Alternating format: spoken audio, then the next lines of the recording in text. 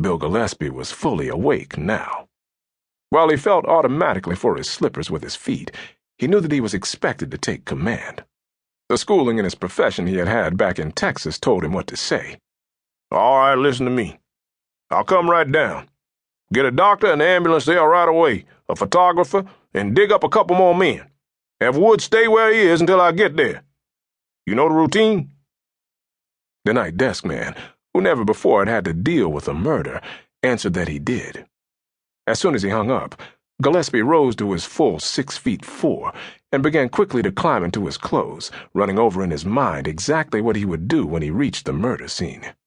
He had been chief of police and a Wells resident for only 9 weeks, and now he would have to prove himself.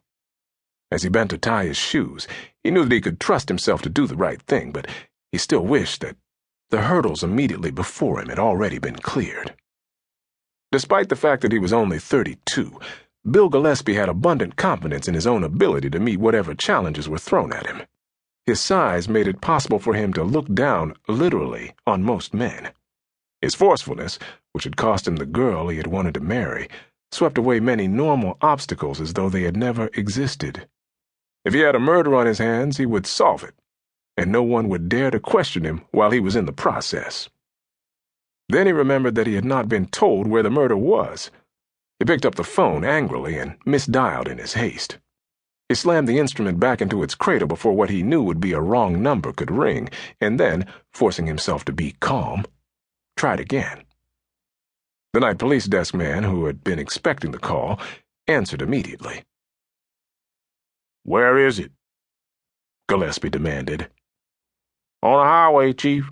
Just below Piney. The ambulance is there, and the doctor has pronounced the victim dead. No positive identification yet." "All right," the chief acknowledged and dropped the instrument into position. He didn't like having to admit that he had had to call back to know where to go. He should have been told the body's position the first time. Bill Gillespie's personal car was equipped with a siren, red lights in the rear window, and a police radio set.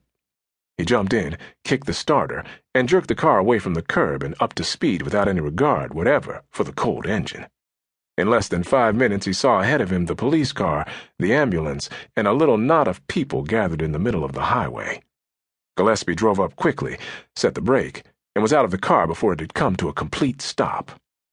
Without speaking to anyone, he strode rapidly to where the body still lay in the street, then squatted down and began to run his fingers quickly over the fallen man. "Where's the wallet?" he demanded. Sam Wood stepped forward to reply. "It's missing. At least I didn't find it on the body." "Any positive identification?" Gillespie snapped. The young doctor who had come with the ambulance answered that. "It's Enrico Mantoli, the conductor. He was the spark plug behind the music festival we've been planning here." "I know that," Gillespie retorted curtly, and turned his attention again to the body. He had a strong desire to tell it to sit up, wipe the dirt off its face, and tell him what happened, who did it. But this was one man whom he could not command. All right, then. It would have to be done some other way. Gillespie looked up. "Sam, take your car.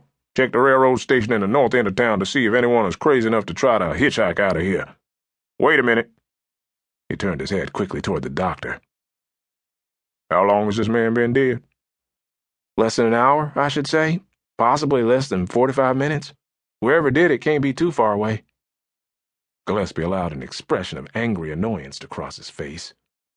"All I asked you was how long he has been dead. You don't have to tell me, my